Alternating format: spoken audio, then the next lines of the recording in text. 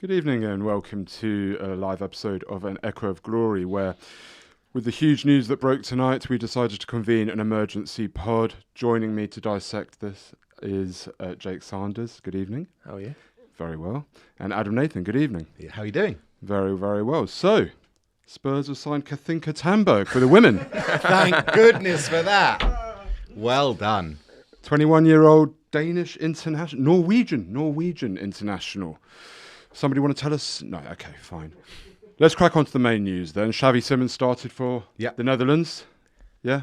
No. Van der Ven played left back. All right, let's crack on. Yeah, let's do it.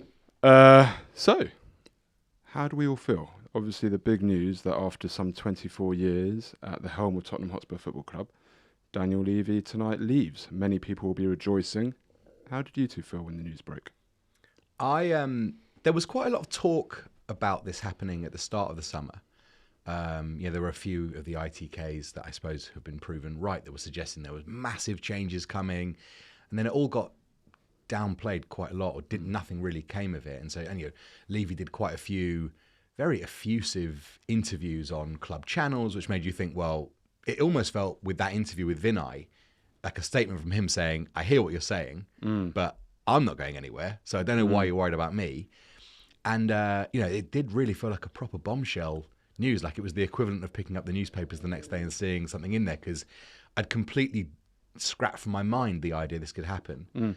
And look, it's a lot to process, but I think probably it's the right time. If the right time wasn't 2, 3, 4, 5 years ago, I think every day this was going on became more the right time for him to do it. I think he should leave with a pretty solid legacy intact as an overall period. But at this stage, it's hard not to be at least excited to see what the future holds, even if it's not necessarily excitement that it's definitely going to be better. I think that's always the way. When something changes and something's new, there's always excitement as to what next. But Jake, you were saying just now that Daniel Levy had been our chairman since you were 9 years old. You've never really known anything different. How are you feeling? You're revealing my age out.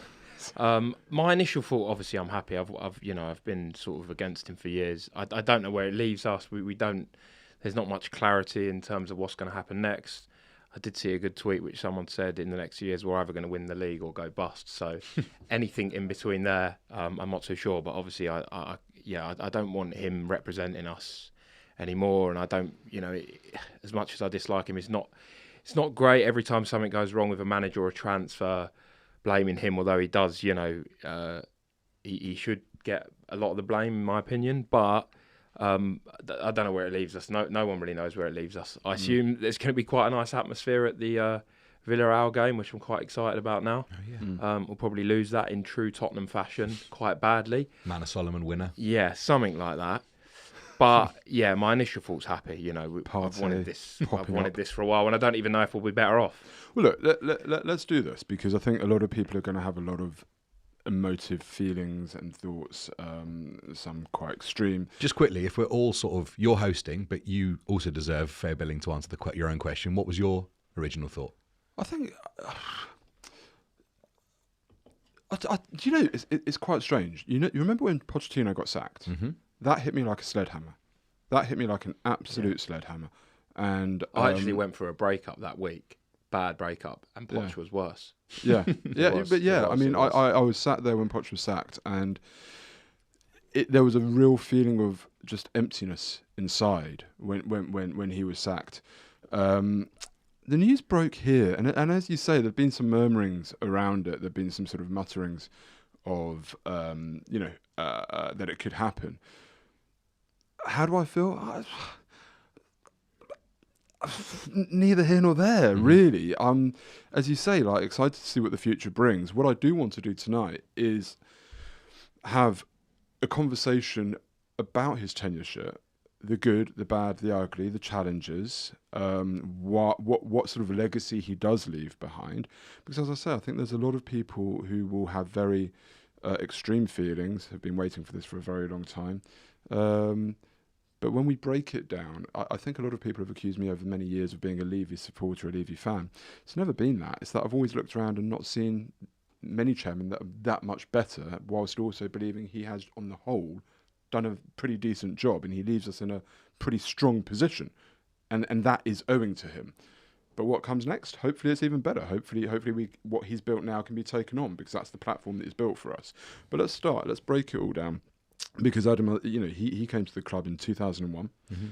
I think in his first year we got to a League Cup final against Blackburn. That probably should have been a sign of things to come. But how do you see it? How do you see the journey? Give us sort of brief synopsis of where you were at and your feelings towards him and his leadership across this time there. I used to get hammered on social media for being a Levy lover, to a point where, like, I know that stuff that I was saying was being shared on groups, like, look at this idiot, look, look what this guy thinks. Like, I know it, and I like, cool, like, I say it as I see it, and as a result, I was pretty pro up until probably just after the Champions League final, and after that, that seems a strange time. Not that specifically, but around that time, it did feel like. But I suppose that tracks with the arc of the team, right? If you call, some might say 16, 17 was the pinnacle. But let's say the most pinnacle moment the club had was reaching the Champions League final. That's probably the biggest standing the club ever had. And from there, we have been on relative decline since then. There's been peaks and troughs within that. But from that point to this point, you would say that we have been on the decline. And I think Levy's tenureship follows a similar path. I think if he...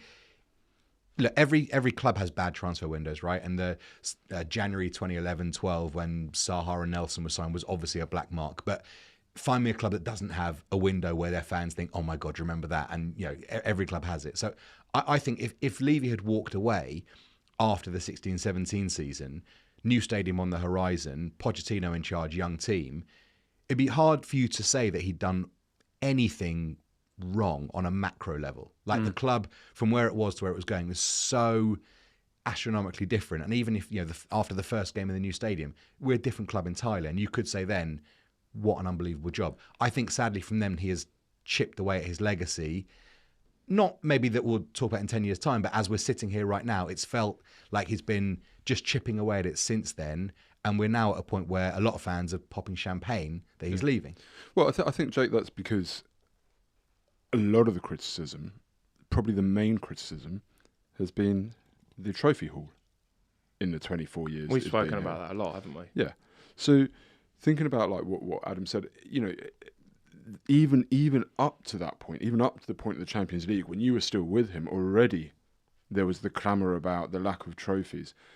Is that where you were at? Because you said that you're feeling quite happy. You've been Levy out for some time.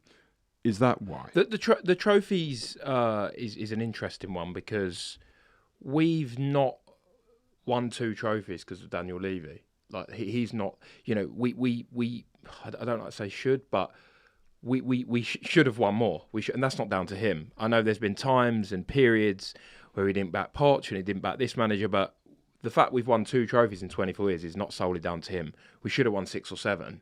Because of we had plenty to, all these cup finals and semi-finals we've listed. That's not down to him. But for me, there's been major periods. And I obviously, with Adam, what he's saying about his tenure sort of split into 2 parts. But I think it was way before that. He got so lucky with Poch. We were going for a pretty dire period from when Harry left until Poch came in. Those 2 seasons were dreadful. 12-13 was, without Bow, we would have finished 10th that season. Was that AVB, was it? And the 13-14 season was, again, dreadful with the whole Sherwood malarkey.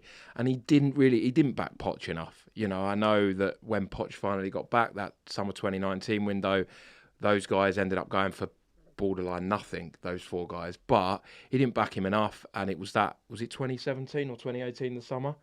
18 was 18, but we went 3 windows without signing the player. So I think it was quite a lot before then. I don't think he did anywhere near enough to help Poch. He got extremely lucky that Poch turned out how he did, and without the best striker in the world, now or back then, it would have been massively different. And he did do some good stuff then, and the stadium. But I still look at Poch's time at Spurs and think Levy was shocking throughout those 5 years in terms of just on the pitch. I know he's improved our stature off the pitch, but the way I look at it is, when you think of Daniel Levy and Tottenham, what's the one thing you think of? The first thing that comes to your mind? For me personally... The one thing, generally. When you think of Daniel Levy, what's the first thing you say? You say, he built the stadium. And that sort of says it all, really. Generally, when you think of Daniel Levy, you think of the stadium and you I'm think not of sure. the training grounds. Maybe for most people. For me, I grew up. Well, not you, but like generally. I mean, not necessarily you individually, but I mean, I'm just saying. Like for me, I grew up a Spurs fan through the '90s, late '80s, '90s, early noughties, and when I think of Daniel Levy, I think of a football club that was transformed from us being an absolute laughing stock. And I know you're saying many people will say we still are because of the lack of trophies, but I'll come to that point. I've made this point on this pod before. I used to watch the Champions League. I used to watch Manchester United and support them, actively support them in Europe, because I never imagined that Spurs would be in the Champions League. Hell, I didn't even imagine that Spurs would be in the UEFA Cup, growing up. And here we are. We've played 18 seasons of European football out of the last 20. I grew up watching Spurs stave off relegation as we did last season, but last season was an anomaly in the Daniel Levy tenure. And yet here we are with our highest average league position finishes at any point in Tottenham Hotspur's history. So people will say, oh, there's the Levy lover, but I grew up with so much pain and hurt as a Spurs fan, and actually what I see now is a club and a team to be proud of for the most part.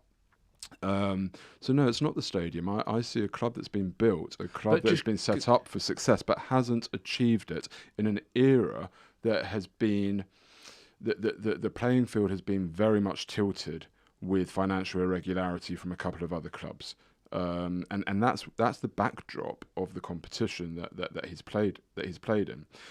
But I guess I'm also coming from a point of view where, if I think about one of Daniel Levy's very first acts as chairman of Tottenham Hotspur, can you remember what it was? Sacking someone? Yeah, George Graham and bringing Sacking Glenn George Hoddle. Graham and bringing in Glenn Hoddle. So straight away there, I'm coming from a point where this guy has sacked my absolute nemesis from my childhood. A guy, for me, that was the most disgusting appointment at Tottenham Hotspur Football Club. Should never have entered those doors at White Hart Lane. Should never have come through the Bill Nick gates. Right? It's an absolute... It was the biggest failing of an appointment, in my view. Not in terms of the man, but who he was and what he represented. That he should be at my club was filthy. Filthy. And I can tolerate players from Chelsea or players from Arsenal coming to play for us because I think that's a bit different, right? But to come and manage us. Mm-hmm. And the first thing he did was sack him and bring in who? Glenn Hoddle. So I also, straight away, he developed in me that kind of empathy. It must have been similar for you, no? Yeah. I mean, obviously then Sol Campbell kind of went the other way 3 months later, which is not Levy's fault, but it, as part of the timeline. Yeah, I think also, listen to Jake, and I agree that the years that we weren't backed appropriately in the window are a massive black mark. But I think it's also worth pointing out that Levy is not Abramovich. Yes. Joe Lewis is ultimately the Roman Abramovich at Tottenham, and he's the one that controls the money. And I do think that for all that I dislike some of Levy's football strategy, some of the way that the transfer dealings were done, some of the ways that managers were treated, which is 100% his responsibility, I'm not entirely convinced we can throw the investment and money necessarily at Levy's door. Levy, for me, is almost like how Arsene Wenger was at Arsenal, whereby obviously he was the manager as well, but he basically ran the club. And along with David Dean. And it's telling that after Dean left, it fell apart. It fell apart, yeah. And Levy has been running the club on behalf of other people who ultimately have been the ones that would appear to have sacked him today. Correct. So I am always your view of the excitement of what comes next, because the Lewis family has essentially been in charge. They've been the money people. So I guess the idea is, for me, the question with them is, unless they're just going to sell the club in the next 6 months, which maybe they will do, why have they done this? Has there been a falling out? Is there a reason? Are they trying to palm off some of the blame of their tenure onto Levy? Are Lewis's kids going to be more involved? And that we just don't know. No. And that's probably where my excitement comes from, because it's just going to be interesting to see what the next X period of time holds, really. Yeah, I agree. And I think when people look back again on Daniel Levy's reign at Tottenham, they'll associate it as Pilch 58 points out here, they'll associate it with things like where I think Levy let himself down was in the manner that he sacked Martignol. Mm-hmm. That was appalling. I think, he was the first chairman to furlough staff, and it was kind of everybody went, well, that's typical Levy. That other clubs went on to do it as well is kind of irrelevant, and I think Daniel Levy actually reneged on it due to the... So actually, we were the club left with the staff there while other clubs went and furloughed. But it was kind of typical that it would be Daniel Levy. But that's what he does. He's a businessman. That he sacked... people will have different views on him sacking Mourinho before a cup final. I personally think it was the right decision because, as I remember it, there was absolute turmoil in the changing room, and I think it was the right decision. But I think a lot of people focus on trophies and spend. For me, there were so many other reasons to have a pop at him. I think we were even saying on the pod the other day that people should be protesting about the lack of concessions for kids and seniors. That, to me, is a bigger issue, because how do you breed the next generation of the club? There just seems to be that detachment from the fans. How much of that do you think feeds into his legacy? The rash, what seems like rash decisions, but no doubt were not rash decisions, but very cynical business-like decisions. So we're going to interrupt because we've got to thank Ray. I think Ray's a regular contributor to the show. And people need to. I'm not familiar with hosting, so I can't keep an eye on this at the same time. That's why we've got James. I mean, he's got to do something. And I do want to refer to comments as well. So we're getting a lot of great comments through here. And if people raise a point that you guys want to discuss, please just do crack on. Sure. But Ray, who every time we're on, donates. Thank you, Ray. We must meet Ray. Must see who he is. Get him on the show. He's just donated £20 or £19.99 to LaunchPod Studios.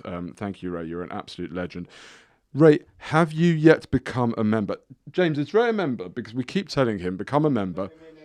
He should probably get two. Ray's an exceptional two pieces of paper in the hat. We probably should just give him the show. We'll probably give him it. I think that's why he's doing it, right? To be fair, he's spent 3 times as much as it would cost if we just bought it. Yeah, but guys, listen. If you become a member, we say it every time. Become a member. We should make some merch that says, "Ray, are you a member yet?" Yeah, Ray, are you a member yet? Ray is the goat. Ray, are you a member yet? If you do become Ray's going to be in the drawer anyway, so you don't need to become a member. Ray could be our next chairman. Yeah. Oh no, he won't be. But for everybody else who doesn't regularly donate to the show, become a member, because we have this great piece. We have this great reward to give away, a prize to give away. James, can you cut to it? To what? The Mickey Van der Ven shirt. We will be giving this away before Christmas to a member or Ray. Not necessarily, Ray. No, because he's in the draw. He hasn't necessarily won it. He's just going to be in the draw, right? Ray, you don't automatically win it. But if you're a member or Ray, then you get a chance to win this signed Mickey Van der Ven shirt with a replica UEFA Cup medal and a couple of photos. It's a fantastic piece. Google giving me a headache regarding membership, he said. I don't know, Ray. I'm a technophobe as well. I used to live with James, and he would tell you about it. I can't operate anything. No. Where were we? Talking about. I was saying. Never mind the sort of the spend and the lack of trophies. He had a very cynical businessman view to everything. How much does that feed into his legacy and the fan reaction towards him, do you think? Thank you. I think putting that aside, I think the thing that I was saying about why I've been so strong on it is that the bad decisions he's made have been so bad, and the way he's gone about them have been so bad, like the Martignol stuff, and people will say Poch's time was up, but he sacked Poch then, and then whether it was right or wrong, and I was glad that he sacked Mourinho purely because at the time that he did, before the cup final. Yeah, thrilled. See, the reason why I was glad is because I didn't want Jose Mourinho to be that guy that ended our trophy drought.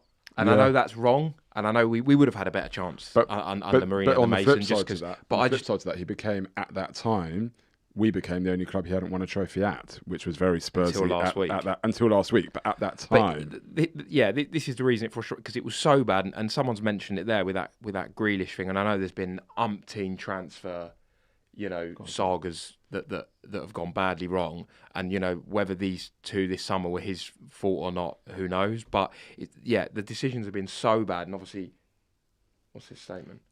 Oh, it's a statement from Change for Tottenham. That's on the screen. And the ticket prices have constantly been a nightmare, and as you mentioned, the concessions and stuff. But I just feel like the decisions he's made have been, the ones he's got wrong have been so bad. And ironically, the last big decision he made was very controversial, but was the right decision in sacking Ange.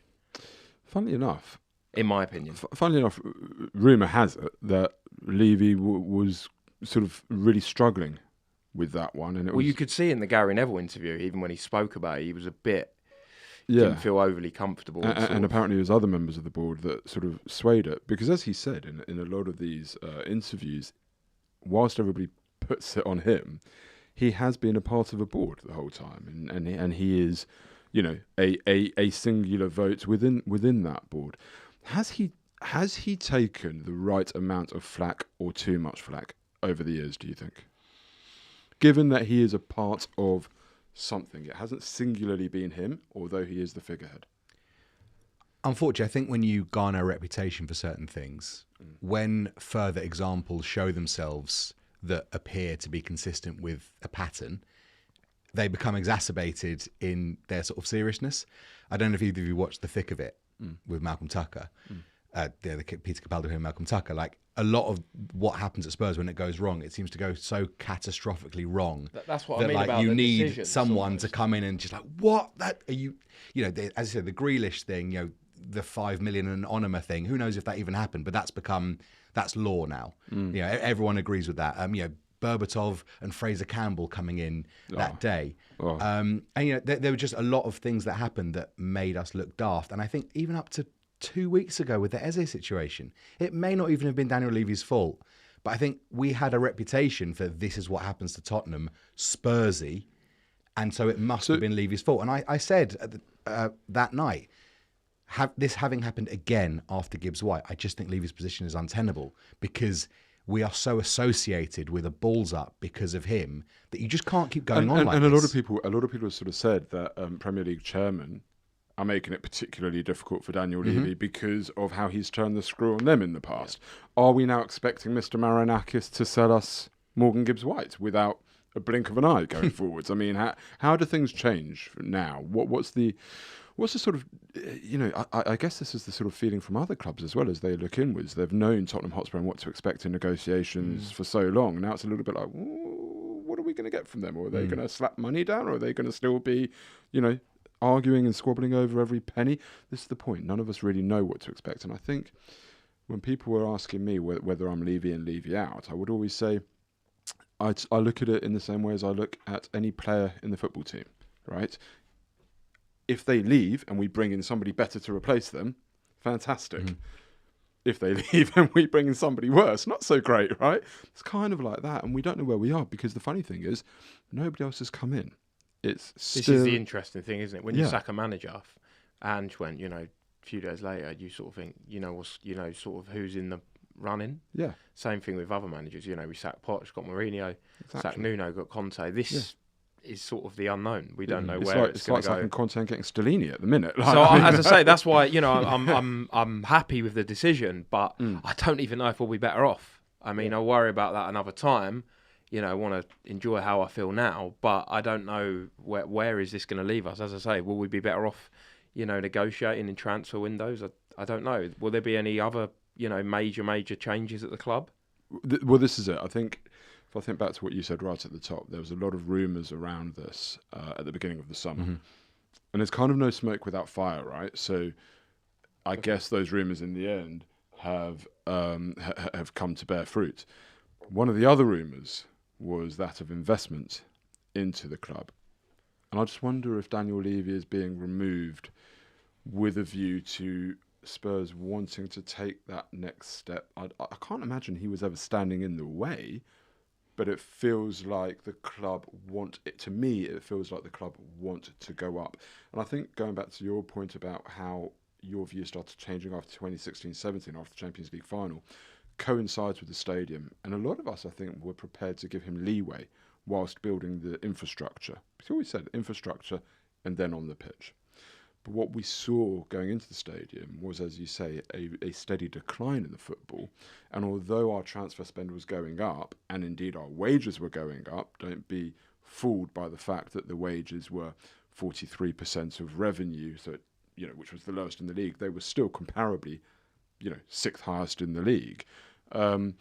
We weren't seeing the success come through on the pitch. So I wonder now if a lot of this is aimed at, let's really turbo boost this club. Do you see that being a potential with investments or with ENIC removing Daniel Levy at this point?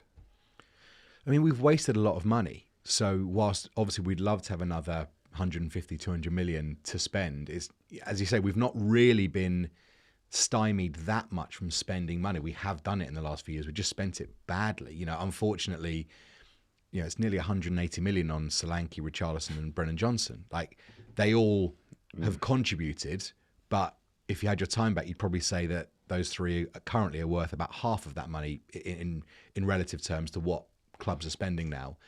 So for me, it's a question of if Levy's gone and Vinay is in, and Peter Chattingham or Charrington, who is going to be the person that now runs the actual football side of things?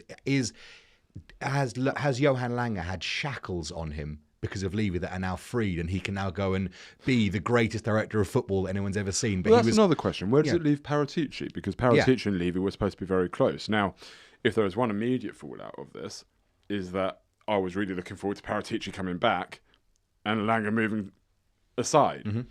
Is that going to happen, or is that now not going to happen? I think we are left with a vacuum of football management above the manager in terms of how a football club is supposed to be run. I do think there is a gap there, because I don't know if any of us have immense faith in Johan Lange to be the guy to lead the club into the next.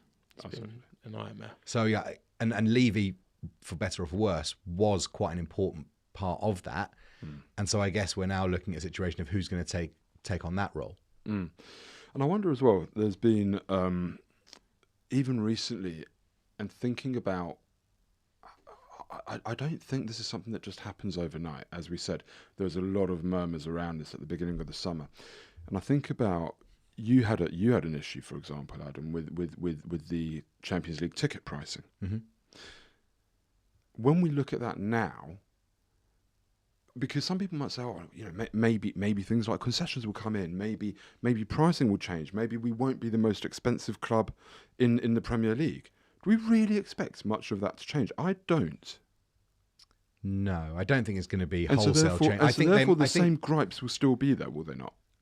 But I think that if they just made the Champions League ticket prices for the group stages a bit cheaper, then you could legislate Category A for the knockouts, for example.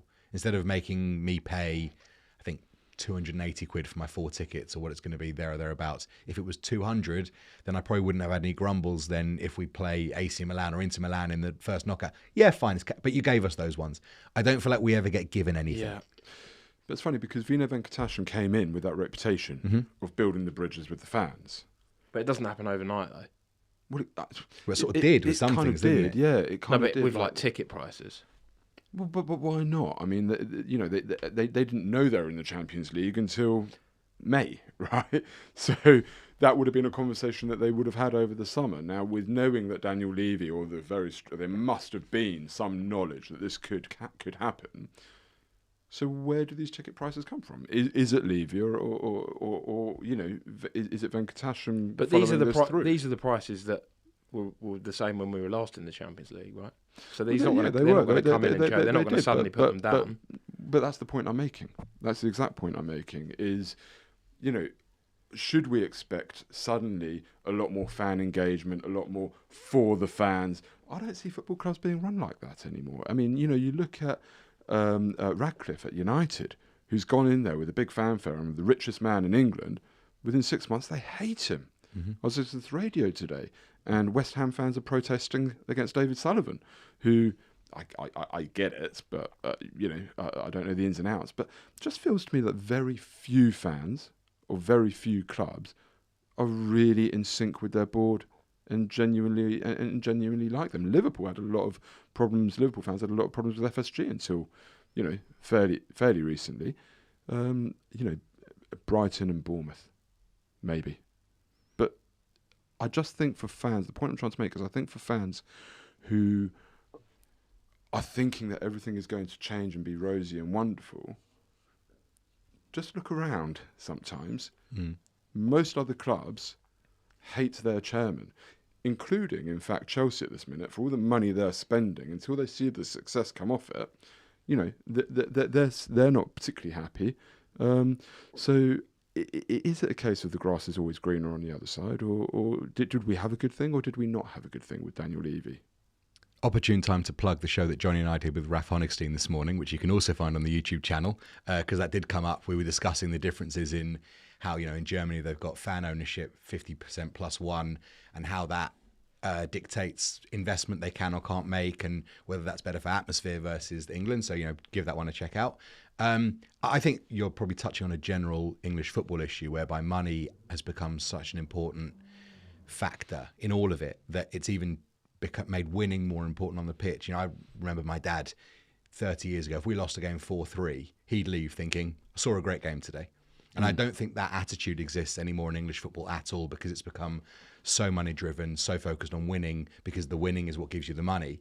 And I think that's created quite an aggressive attitude to all ownership in English football, because it's become such a, pounds and pence league now that that's all that really matters. You say winning gives you the money. I think back to, was it the Super League? The idea of the Super League?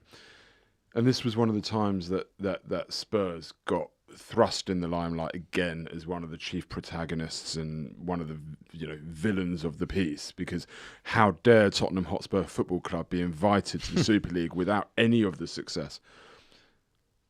But was that, the fact that we were in that conversation, the fact that we were there, was that not testament, in fact, to us having built our brand and the revenue stream and the business, or Daniel Levy, I say us, was that not testament to what he had done?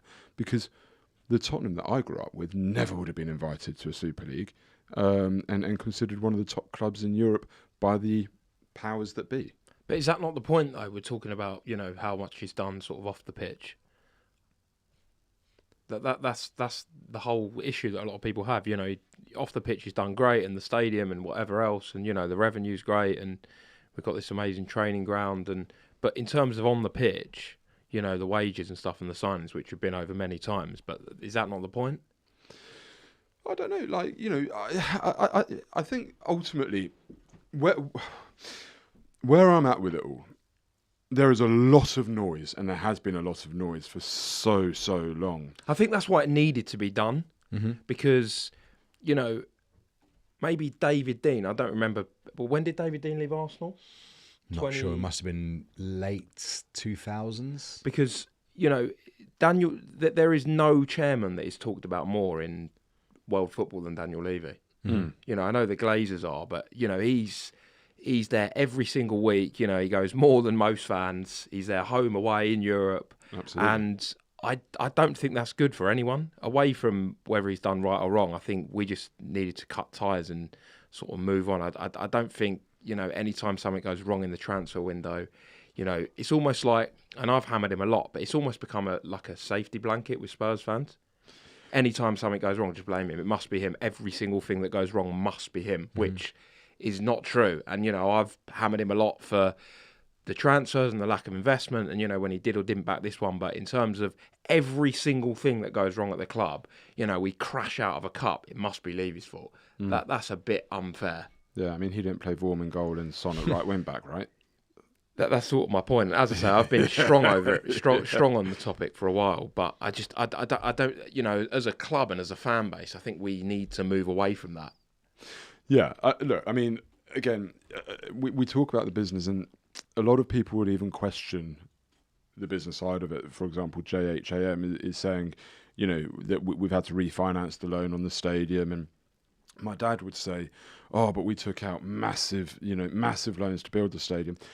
I sort of look at that and I'm a bit like, well, a lot of people, I've had an extent, I've bought a house, done an extension, I took a mortgage to do that. Do you know what I mean? That's kind of the way it goes. I don't really understand levying that as a criticism of the man. That's kind of the way That was a good levying it as a very good. it was intended as well. Well I'm done, not you. normally that quick, but I was going on. It in was my head there. appreciated. Well done. Thank you. Thanks for picking up on it. You're on good form. Guy. No, but that's the way that it goes. And so people saying, "Oh, do you know that we've had to refinance?" That to me is just business. But it's not.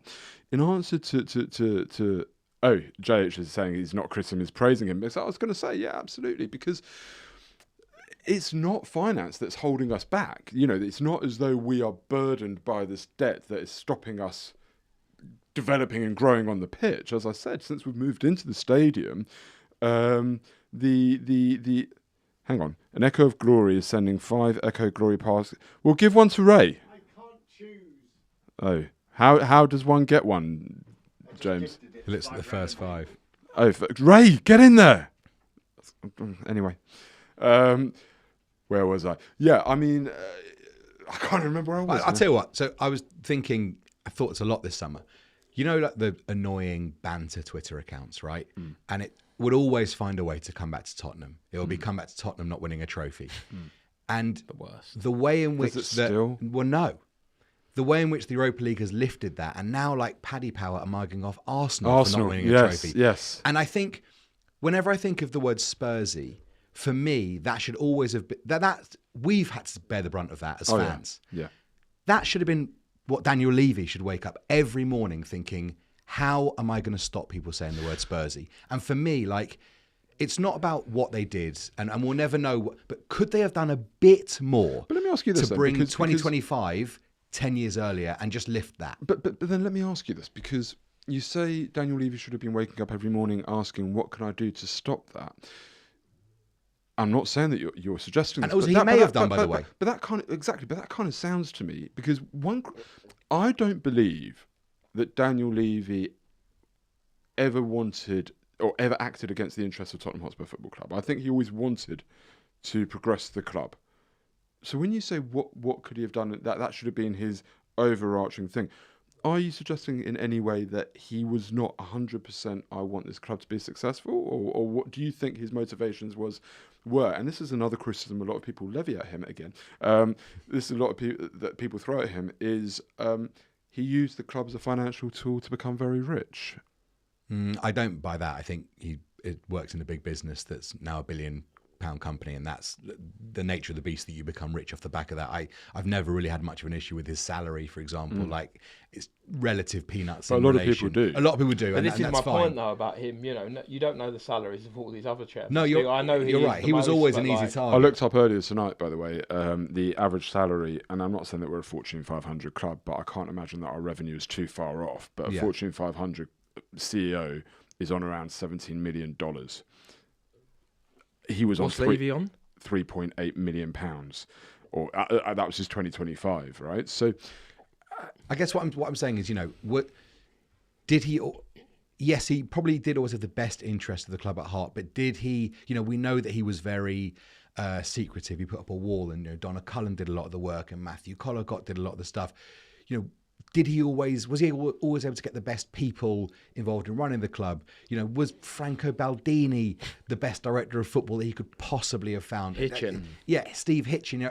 Are these the best in class? Yeah, and because Lang. that sort of money, the sort of money you pay these people is not really what resonates with the club accounts, and that's there. And I just wonder if the framework of the club that he built did he become so almost personally invested in it becoming a success because he'd put so much into it, and I respect him for all the work he did, that maybe he took his eye off, or he was just looking too narrow into, could someone have helped him as an advisor, from an outsider looking in? And we don't know anything, right? We're fans with microphones talking about what we think we know at a club and trying to see it from where we sit in the stadium and on Twitter. Correct. Right? So all I'm saying is what I maybe am thinking and what I think might be right. Yeah. I might be completely wrong. Maybe I am, and someone can correct me. But I never got the feeling that the driving everyday ambition was to make Spurs the best team in the world. And you can say it, but do you actually do it? Well, that's the point, isn't it? He never went that extra mile. Even this summer, you said it a few weeks ago when people were saying, or was it last summer where it was like we could sign this one or that one, and you went, just get both. Yeah. Just get both. Why get one? You know, Yeah. why, you know, for example, like on deadline day, whatever. This is just a recent example. Why didn't we sign Colomwani and a left winger? We never did that. There was so many periods where I look back and think, what would have an extra 50 million done to him? You know, his bank balance in terms of what it could have done on the pitch. So I'm going to How much of a difference could that have made? No, I want that. I'm all right with that. Thank you. All right. Here we go. I'll drop you home. Let me answer that. People say this, and this is one of my sort of things, and I want to come to a point that somebody made here. James, are you able to scroll back down through the comments? Because somebody made a comment that I want to come back to in a minute, but I want to address your question first. People often said, spend the money, Levy, and just the extra few million here, and just the extra... But when does that stop? And you say, you know, if we'd have dropped, you know, the extra 70 million on you know, a left winger, believe me, the next window, people are only going to be saying the same thing, but the money won't be there.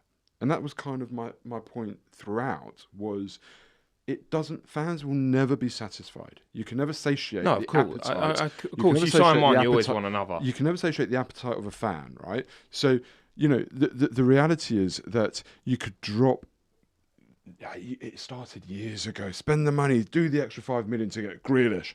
But then the next window, do the extra to get whoever it is. The next window, but then you can't continually do it. And actually, all you that's do. how business works. But I think all you end grow. up doing is creating a rod for your own back. Now, I kind of get it. Had he have done it, would we have achieved success? I don't necessarily know that we didn't achieve success because we didn't sign another player. That Pochettino team should have won things. No, of course. Should have won things. But I want to come back to, I think it was Daz himself said something which made me think about how opposition fans would view Daniel Levy.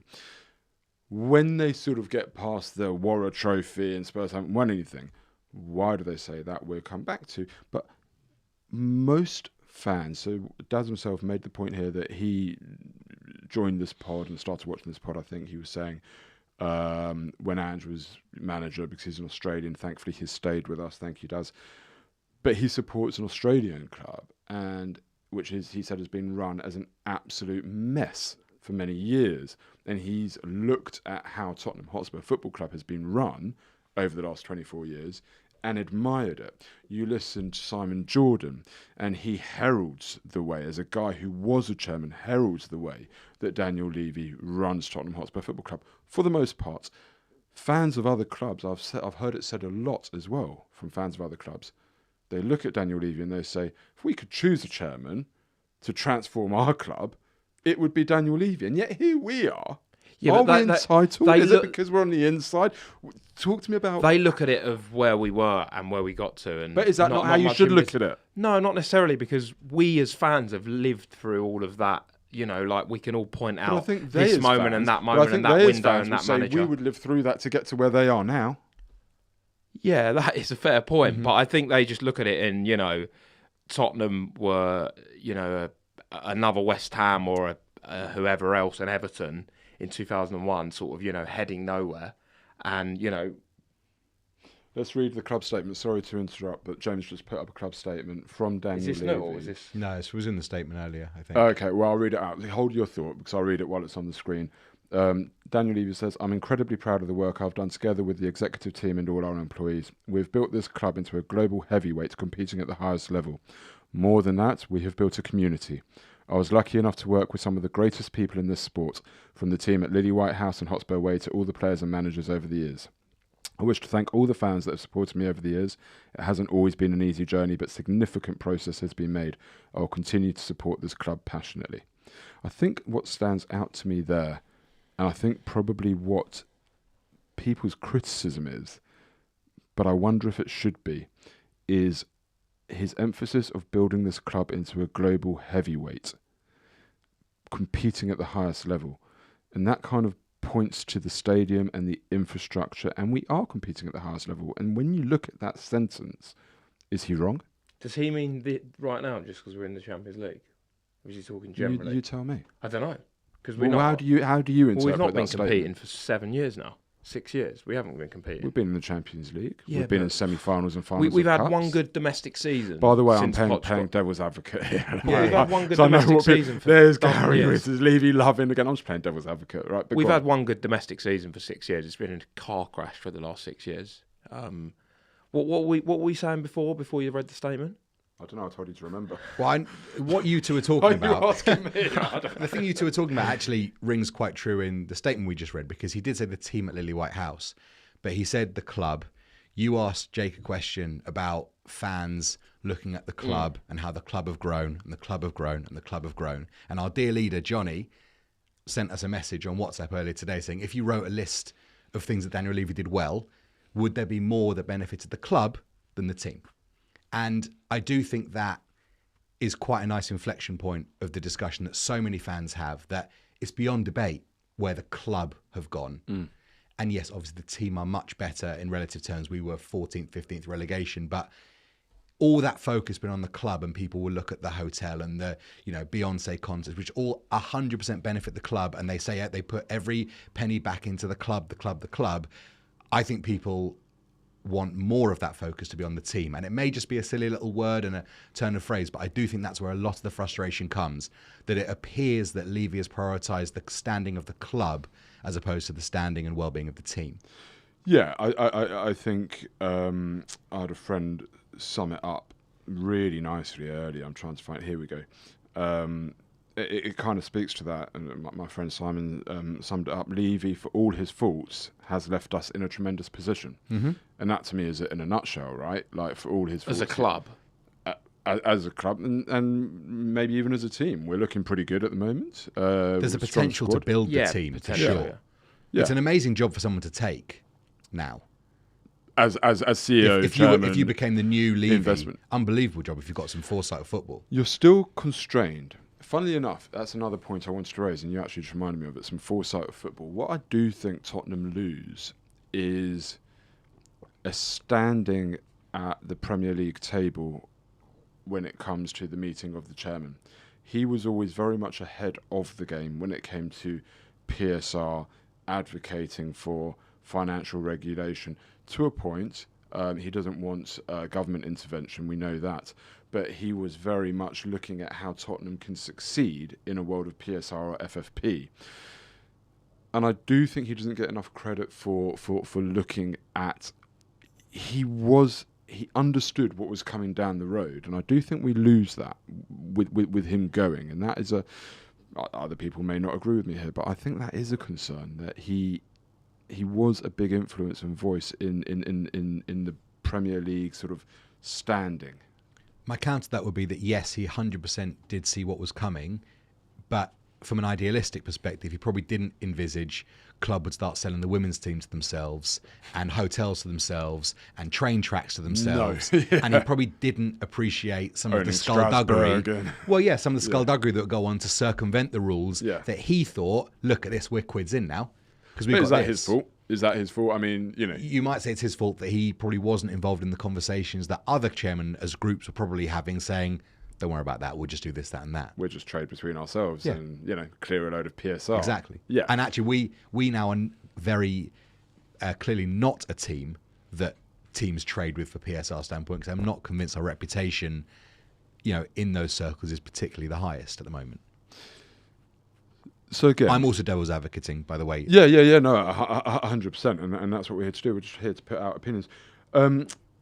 Have there been any comments or that anybody wants to pick up on, or anybody wants to sort of say? I mean, I was talking about how other clubs, how other fans of other clubs would view us. That's what we were talking about before I interrupted you.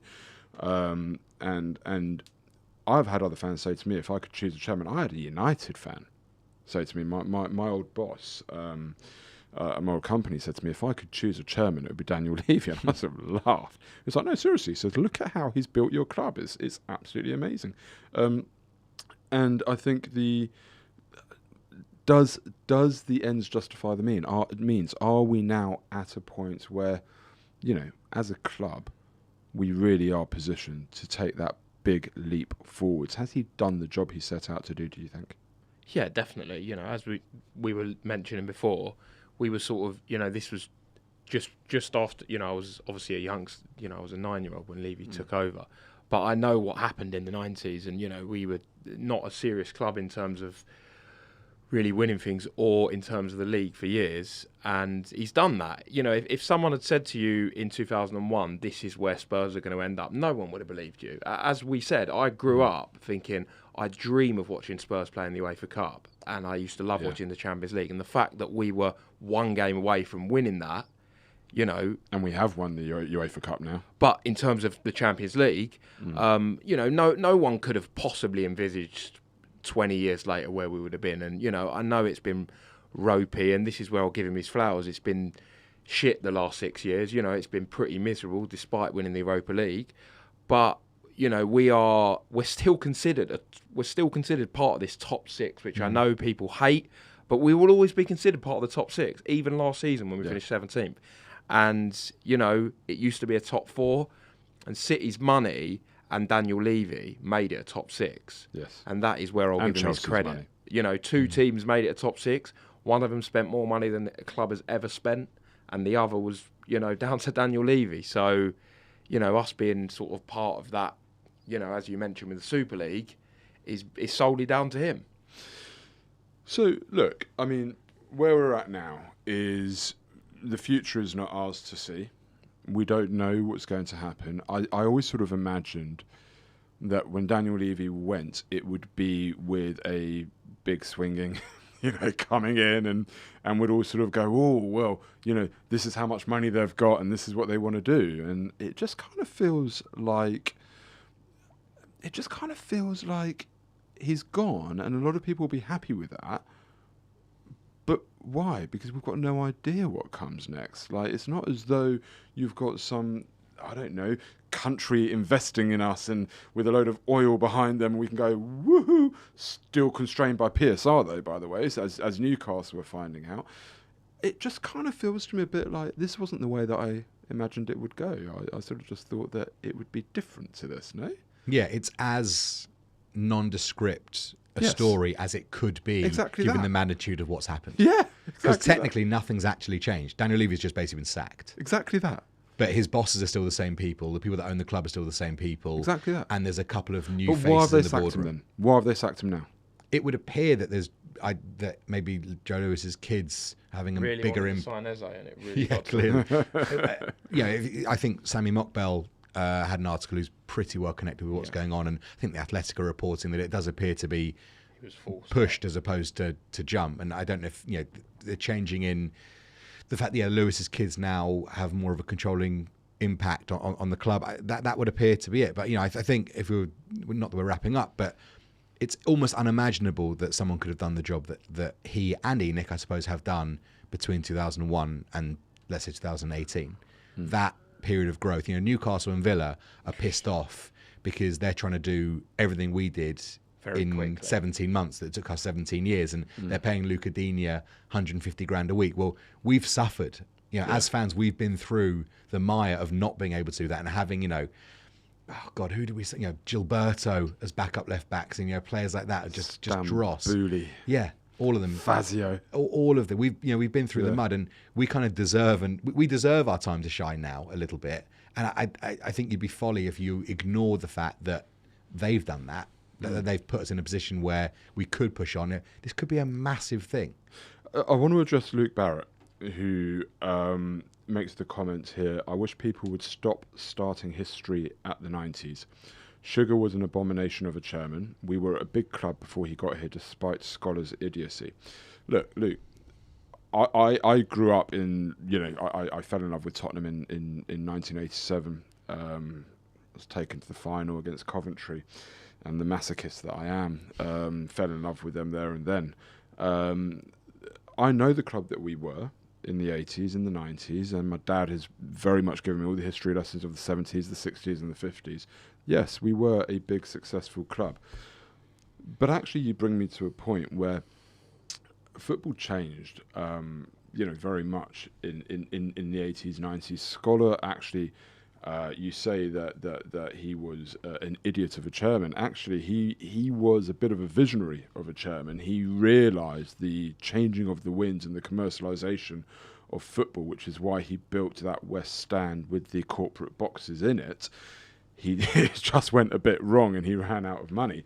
And then you think of Sugar coming in and the turmoil at the club with the sort of what's the word I'm looking for, with Venables, the scandal with Venables and being kicked out of the FA Cup and all of that. Spurs were a very big club, there's no doubt, and nobody is saying that through the 90s and early noughties that we weren't. What I am saying is that as a fan, we were embarrassed a lot of the time. I remember I used to go to a lot of away games, most away games. I went to one season, might be my fault this, I went to one season, I went to I think 16 out of 19 away games. We lost 16, drew 2 and won 1. You didn't go to the win. I saw all the losses. I can't remember which season it was, right? But, you know, we would go to these away games knowing what was going to happen. One away win used to keep you warm for winter. Oh, 100%. I'll never forget. I'll never forget. I 100%. think it was 2001.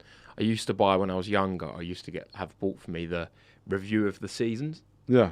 We played Man City. You'll probably remember. And I think it was 2001.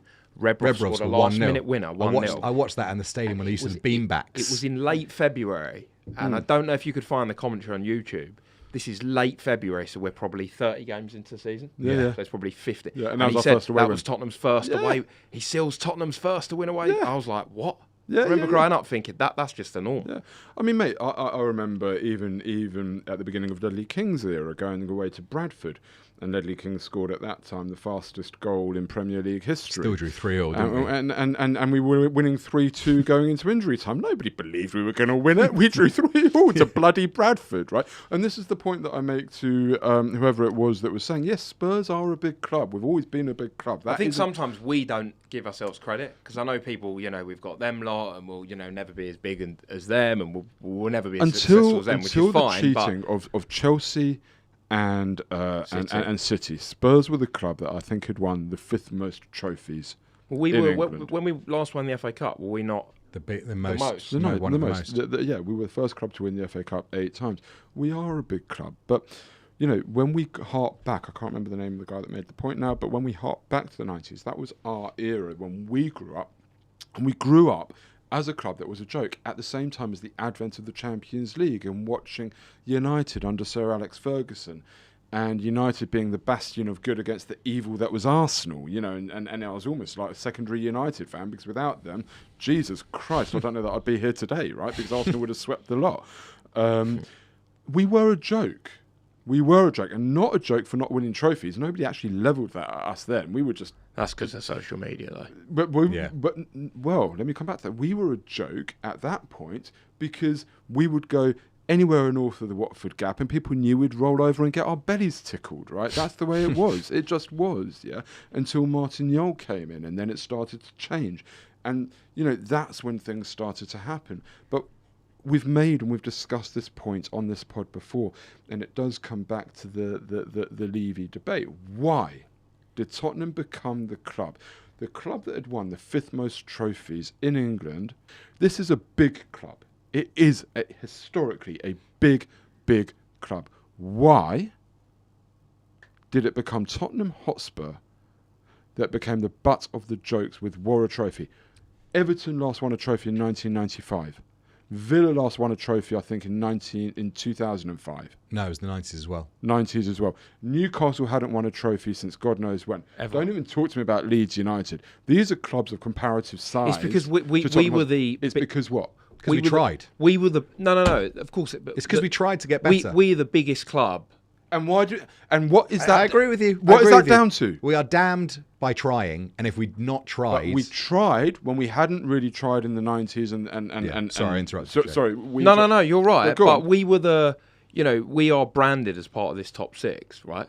And they've all won a shitload in the last 20 years, apart from Arsenal. So are you saying that... I'm not saying we deserve that. It was criticism heightened. Are you saying the criticism came because we are reputationally a top 6 club? Yeah, absolutely. And, you know, fans of, you know, we've been regularly, well, you've named it, we've been in Europe for 18 out of 20 years. Doesn't mean you win stuff, but, See, you know, you look at like Everton and Villa, and they've all been relegated, the teams you're talking about, Everton Yeah, aside. but I think because because we have elevated ourselves since 2006, people almost forget how bad it was between 2006 and probably 1992. Those 14 years where not a lot good happened. We won one at all trophy for and we Spurs. were That was the So dark we are time. seen as a traditional top 6 club, but we had a period where, 2001, if the wrong owner had come in, we would have 100% got relegated because every other team around us at that time has been relegated multiple times. Apart from Everton, literally. Yeah. Newcastle, Leeds, Everton Aston Villa. clung on by their Yeah. Skin of their Fingertips. teeth. Well, they clung on in the late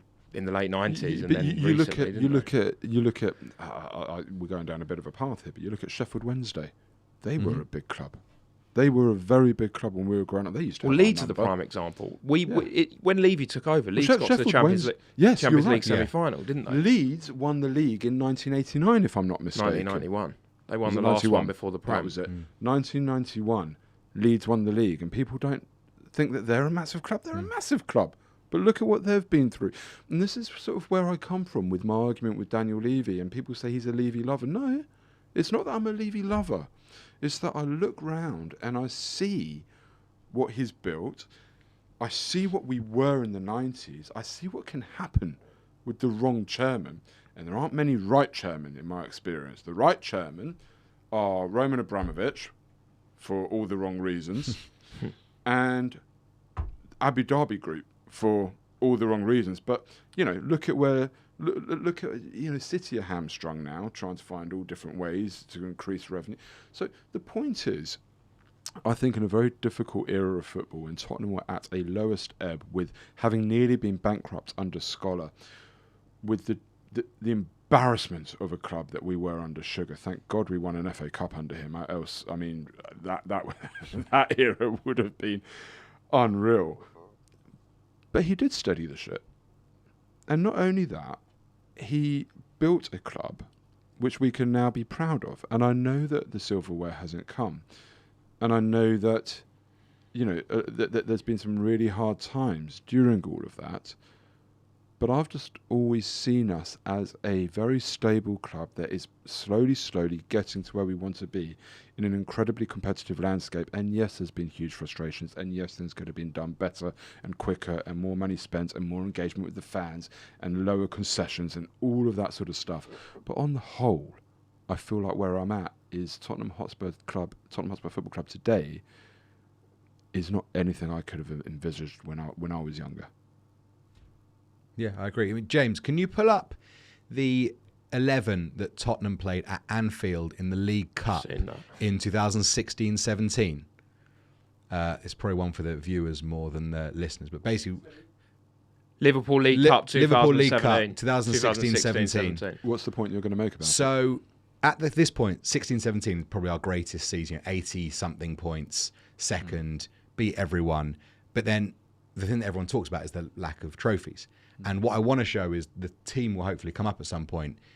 It is, when you talk about reserve team, this is like the dregs of the dregs. We chucked that game, one of the most, didn't we? Completely We chucked a game. He's found it and he's that's probably he's just we've fallen probably off his never chucked chair. a cup game More than ever. that. James wasn't sure what you This were is real. referring Yeah, to. this is It is real. real. And hopefully we can get it up on the screen so you guys can see it and hopefully have a similar reaction. I'll read it out. I think Nkudu or Onomah. But so the question is, in October 2016, when the club is maybe at its best in terms of what we're about that was to see, the best year. 2016 that was our best the season. best year. That 2016 was the best year. Why are we doing Right. this So this game, at Anfield? this game was which game? It was a third round of the League Cup. Third round League Cup at Anfield. The team And this was. is a point where Spurs are, 8 years without winning a trophy? Yeah. 9 years without winning a trophy. Is it, and is this in the midst of that amazing graphic where we were 76 games and 6 points clear at the top across 76 games? So This we had a is the bloody strong It's the team. start of 16-17. I think Harry Kane got an ankle injury against Sunderland, so he wouldn't have been available. So maybe that explains This was Trent's Janssen. debut, actually. I remember it. Right. What I don't understand, how long and ago this it was. is maybe the whole point of the Levy thing, is did he prioritise top 4 over trophies? Did which he is what we tell? wanted? Did he But this tell is my Pochettino? point. Why This has is this? Why was this team selected? Okay, the And team- we'll never know the answer. But I think this colours a lot of why I think people are frustrated with Daniel Levy. The team for people that might be listening back to this or don't have YouTube at the minute, this team is Michel Vorm in goal straight away, shocker. Kieran Trippier at right back, who, although he has gone on to do very well, at that point Was back up. was very much a reserve and hadn't played much. I think he just come from Burnley, or had he been there a season? Second season. Second season, come from Burnley. Carter Vickers. Okay, now Won a Celtic, few games he ever played. Yeah. Quite possibly his first ever start. Yeah. The- He only made about 2-3 appearances. The wonderful Kevin Wimmer. Ben Davies at left back. Eric Dyer, central midfield, alongside Harry Winks. that front four is maybe the worst front four. This is at Anfield. This is at Anfield. So Josh Onoma, right wing. Oh no, meh. Tom Carroll, my goodness, where is he now? George Kevin Nkudu. And then Vincent. Yeah, I mean, I can't even remember his first name. Vincent Janssen. What a team. So the question is that you're asking here is, what? Because I remember Pochettino talking a lot about this, and he would address the question of trophies quite a lot. And he would say, what is going to propel this club is not winning a League Cup, but being in the Champions League every season. And there was a... We're laughing at a comment from Roberts, who says Odeber has serious George Kevin and Kudu vibes. I think that's very harsh. I don't Can I agree. just say on a separate point, how would Daniel Levy have taken that team selection? Well, this is So the the question. question, do we have a big league game on the So Saturday? this is the question, right? Is if you ask Pochettino today for his God's honest opinion, would he stick by, I picked the team that I felt was best to progress Tottenham Hotspur Football Club because actually that game was not as important as finishing fourth? Or would he say, nah, if you'd have left it to me, I'd have gone balls out on that game, tried to win at Anfield, gone on to win that cup, but I was under instruction. We will never know. We will never know. But I think it's an interesting part of the debate because it captures the whole thing of, did Daniel Levy just prioritise money versus winning? Yeah, and that's it. And we don't know what the instruction was, except to say that Jose Mourinho seemed quite free to go to the League Cup final. I imagine that in the semi-final of, was it the FA Cup or the League Cup, that Daniel Levy did not instruct Pochettino to play Son at right wing back. Left wing back. Left bloody hell. It would have been much better if he was right wing back. Whatever. He's a wing back. I'm dreadful. Vorm in goal. That's where I know people are desperate to throw Daniel Levy under the bus and say Pochettino was under instruction because we all loved Poch at that time. But the evidence kind of, if we're going to break it down and look at it, anecdotally, we have been to League Cup finals in Daniel Levy's era whilst competing for top four. Daniel Levy did not, pick Vorm in goal and Son at right wing back. Still left wing back. Whatever, wherever. So I don't know. I do think that Pochettino might have looked at it in this way, which might be, for me to get more money to invest into the team, I need to finish in the top four. And that could have been his conundrum. Quite possibly. And I guess if we knew the answer, it would make this entire podcast so much easier because we'd be able to come at it from a very clear Levy wanted this or Levy wanted that angle. Would you love for one day Daniel Levy to write a complete truth book of every transfer, everything? That would you make read? us all depressed. Would you read it? Yeah, but it would make us depressed. Why? Because there'd be certain moments where we go, oh, if only that happened and that had happened, this could have happened and we could have won this. But maybe he'd say, yeah, we were in for Eze, but we always kind of knew he was going to Arsenal, but we had to chance it in case. Like, you don't know. Do you know what I mean? You might get a completely different view. Then you'd have It might to be a say, bit when Kim Jong-un documents his own golf rounds.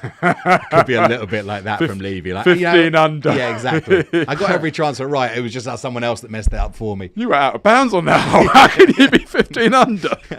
Yeah. No, fair enough. Look, it's a great chat. We could probably talk a lot more about it. Let's sum it up. because it is late. And Can I just say one thing before? How do we think the players will react to this kind of thing? I think that care one bit. Not bother them? Do you think? Well, I just saw that Romero quote was doing the rounds. You know, when he sort of a couple of years ago called out the owners. Oh right, yeah. I just wondered whether, I mean, it doesn't really. It's not like a manager, you know. They miraculously have turned their they were all mindsets leaving after Ange left, around didn't Zidane. But I just wondered whether, you know, as a, you know, your boss essentially leaving. I assume most of them don't have much contact with him anyway, if any ever. Where are you at with that? It's such a frustrating, because you'd love to be able to answer the question. It did shock me that Romero, from seemingly, you know, basically didn't even turn up to the last game of the season. He wasn't even there. Yeah. Which sort of made you feel like, all right, thanks, Christian. You know, it's nice having you. We'll see you. You know, enjoy Atletico Madrid. All of a sudden, he's club captain, signed a new contract. Whether he knew. I mean, someone did make a point that Daniel Levy said in his interview with Gary Neville, "They'll miss me when I'm gone." That quote's been. And I wonder if that was said with the knowledge that that's going to happen in 2 to 3 weeks' time. He did say in that interview though, Neville went, you know, basically any chance you sort of pack this in soon, and he completely shut it down, if I remember correctly. Yeah, I didn't have the impression after that interview. That You almost thought, oh, we're in this for a lot longer now, didn't you? that was, I looked. Do you know what? That was a month ago today that came out. Oh, was it the really? 4th of August. Was it? So, you know, it was probably done, you know, a couple of weeks earlier. So Yeah. I thought that interview was a bit of a missed opportunity from Neville, to be honest. He spoke about... We didn't, as fans, get what we wanted Correct. out of it, did we, really? No. They spent half it Correct. waffling on about Man City's problems, which... Well, they spent a lot of it chatting about the financial cliffs in football, and Daniel Levy was sort of quite equivalent, saying, you know, that he doesn't want that to be the case. He would, you know, most Premier League clubs would like there to be less financial disparity between the leagues and between the clubs. Then we tried to sign half a City's team this window, didn't we? we can't ignore Robert's "I would ask to loan the book with an option to buy" comment. I mean, that's just, you know, to be popping that out of 5 to 11 at night. That is world class. That's world class commenting. Yeah, that's very good. Or paying instalments for the book over you know, 1 penny down now, and look, let's sum it up. Daniel Levy's tenure, because he's gone now, I think many fans will be happy. I'm pretty. I'll tell you how I feel about it in a couple of years, to be honest with you. You're more intrigued than excited, right? Yeah, I mean, there's been some rumours around tonight that the Lewis family are going to start spending big. To make Levy look bad. To make it look like it was his fault or whatever. Honestly, I don't really care. Yeah. All I really care about, from my point of view, how I'd sum it up, is I care that Tottenham Hotspur Football Club right now is probably in the strongest position that I've ever seen it. I think Daniel Levy takes a huge amount of credit for that. I think it's been a long, hard, difficult, painful road for much of the time. A lot could have been done an infinite amount better. Ultimately, we're a club that is, in my view, very well set up for the future, and that primarily probably goes down to Daniel Levy. How do you guys sum it up? Well, as long as, you know, as happy as I am, as long as it, you know, benefits us on the pitch, that's all we care about as fans. We don't care about the business end. We don't care about the revenue. We don't care about if they're getting Beyonce or whoever else and NFL. We want to see, you know, the reason why I'm happy is not because I've got an agenda against Daniel Levy as a human being. I want to see good things happen to us on the pitch. That's ultimately all I care about. Simple as that. And as long as that happens, great. And in terms of, if you were to say right now how you feel about, you know, us as a club now versus when he took over? Well, yeah, I mean, obviously, as I said before, I wasn't old enough to, as a 9-year-old, know exactly what was going on. I feel safe as a football club. As a pessimistic Spurs fan, I never really feel that safe with anything. But yeah, as a club, I know we're in a great position. I mean, that probably doesn't count for much really as fans, because as I said, we want to see it on the pitch. So, you know, being in a strong position and having a stadium and making whatever we make on a match day is great, but we want to see it on a pitch. But I'm not worried. You know, we are always in safe hands under Levy. That's the slight thing. It's I didn't want to bring the quote out, but it's a careful what you wish for quote, isn't it? And this is what I wanted, but it might not be the right thing. Time will tell. Last word over to you. Sum it up. my first ever 2 Spurs games were a 1-1 home draw to Swindon and a 1-2 home loss to Coventry. Was it Jan Arga Fjordtoft? I think he did score. Oh, really? I think I he did. was just plucking it out there. In the early 90s. The only Swindon player I could possibly think of. Yeah, and so I am still the fan that can't believe we ever win an away game. I can't believe it. I want to go to school the next day. I'm 37. I want to go to school after an away win because I can't believe it. Yeah. So for Tottenham now to be in a position where with moderate top to bottom management, our floor is basically 8th in the country. That is pretty incredible to me, and I still can't believe that we are. And at it that was level. 6th. Yeah, it should be 6th. But but it had been 6th. It had been 6th. We went from, I don't know, maybe 2009 to 2021. Yeah, without we didn't finish finishing. outside the top 6, Which and I is- believe we were the only club not to do that. Yeah. So to ignore the impact that the chairman has would be ridiculous. I do think he probably outstayed his welcome. It became a job that wasn't suitable for him at the time.